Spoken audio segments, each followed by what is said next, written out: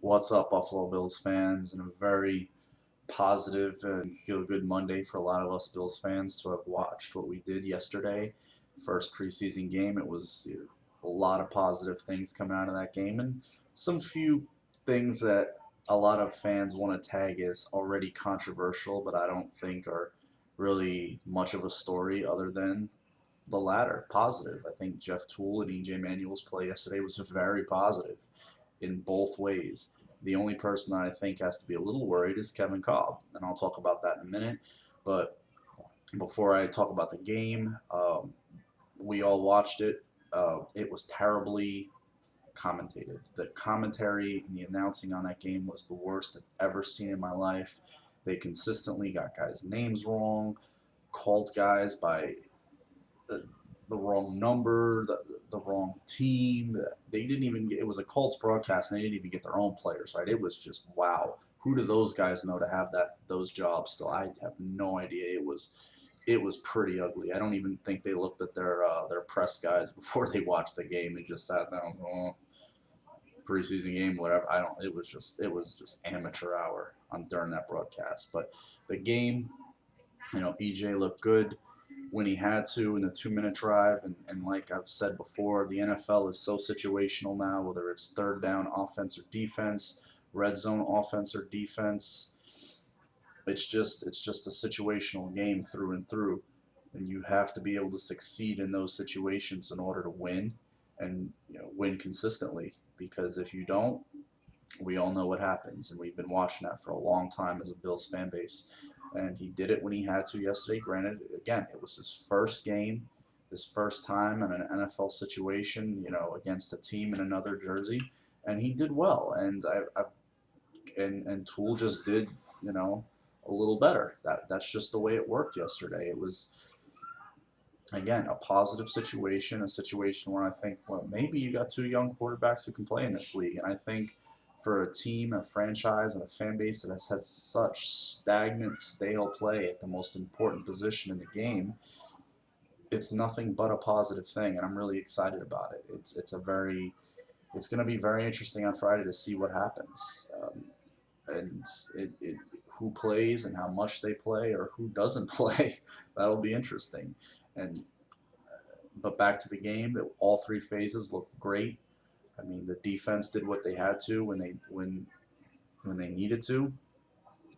Came up with some turnovers, converted those into points. Special teams scoring. Goodwin almost took two back yesterday. Aside from the one, it was really exciting. And anytime you win a game 44 to 20, it's pretty big statement. Whether it's preseason, and it was enough of a statement to have the Colts owner come out today and make a public apology to the fan base on Twitter and say that he scolded his coaches and what have you. Whether he did it or not is neither here nor there, but he came out publicly and said that. So it's nice to see the Bills fans on the positive, the winning end of something like that, as opposed to when the Bills, go up to Toronto and get embarrassed the way they did, or the game, and you never had anybody come out on Twitter make apology to the fan base that's in a leadership position over at One Bills Drive. So we'll we'll see what happens as far as that goes. But again, the game was a very positive thing. The young receivers all look good, and they all need time. I mean, he's throwing to none of his veterans are out there, whether it was Tool or Manuel. They were all throwing to pretty much rookies. I think the most veteran receiver on the field was easily, which is saying something. Only 3 years in the league, well, 4 years now. But again, the controversy to me that comes out of the game is a non-issue. It's just a positive issue. The person that I feel that has to be a little uh, on shaky ground right now is Kevin Kolb. And the reason I say that is he came back to practice after not having practiced the whole week. Unfortunate situation with the family issue, and then slipping on a mat and hurting his knee is just kind of one of those klutzy things that just leaves you sitting there wondering, well, I really want this guy playing quarterback for me.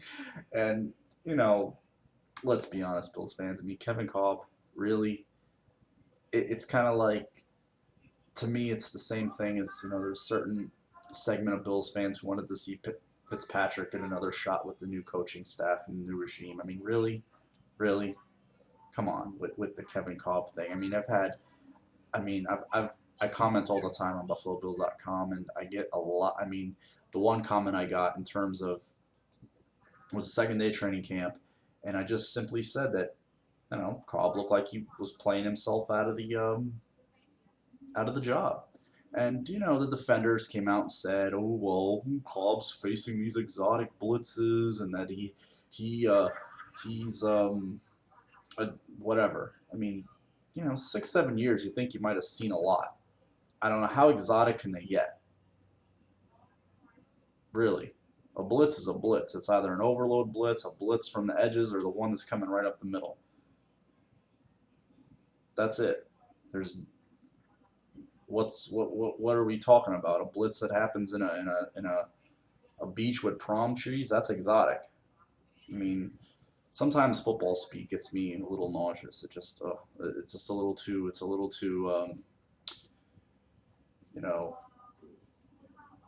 too much for me. But anyway, I just simply said that, and it had nothing to do with this particular article. It's just the things I read and just the situation. Kolb is a journeyman style quarterback coming in, and they did invest a first-round pick in EJ, and this is a new regime from the general manager on down. So, their eggs are in the manual basket. So this guy replies to me, and it got 12 likes, by the way, and that just is going to be more over to what I talk about. This is amazing. How the heck did you get that out of this article? That being my comments about Kolb playing his way out of the competition. I don't know, just everything that I just said, maybe. It started that he, being Kolb, it stated that he was seeing much more complicated looks than the rookie. They both said that. The head coach said that. So obviously the coaches think Kolb can handle more at this point. Okay, whatever that means. EJ's not a Russell Wilson. No, I know he's not. He's EJ Manuel. It's a pretty smart observation by you. Or luck.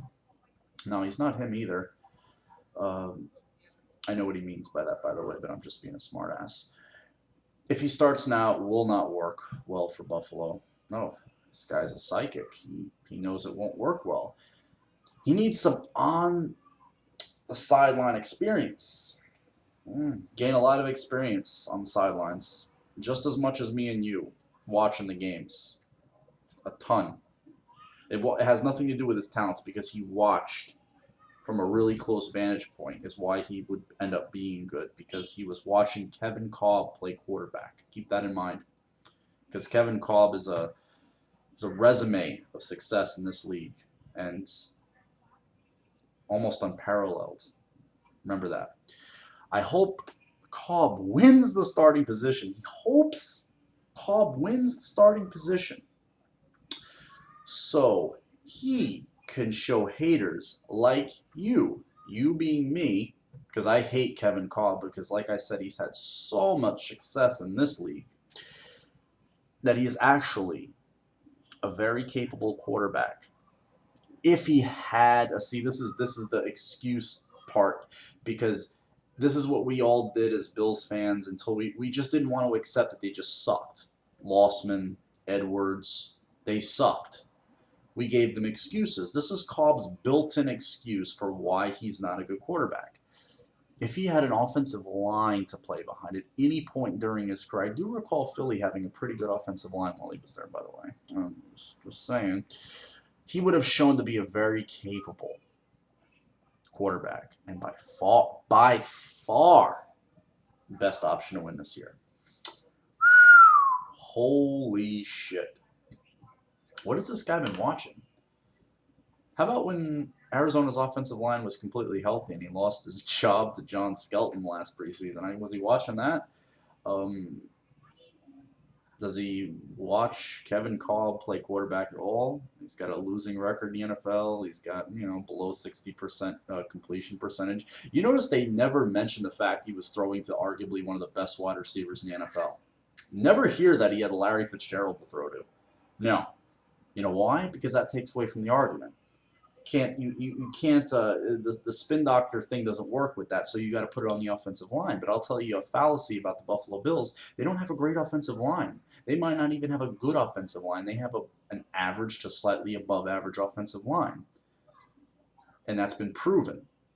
Because much like most teams, or like most teams, when one player gets hurt, and in this case it's Eric Wood for the Buffalo Bills, when he gets hurt, their offensive line goes in the toilet fast. And that's with Andrew Levitri the last couple of years. Go see the Miami game last year when they couldn't even snap the damn ball. Go watch the St. Louis game last year.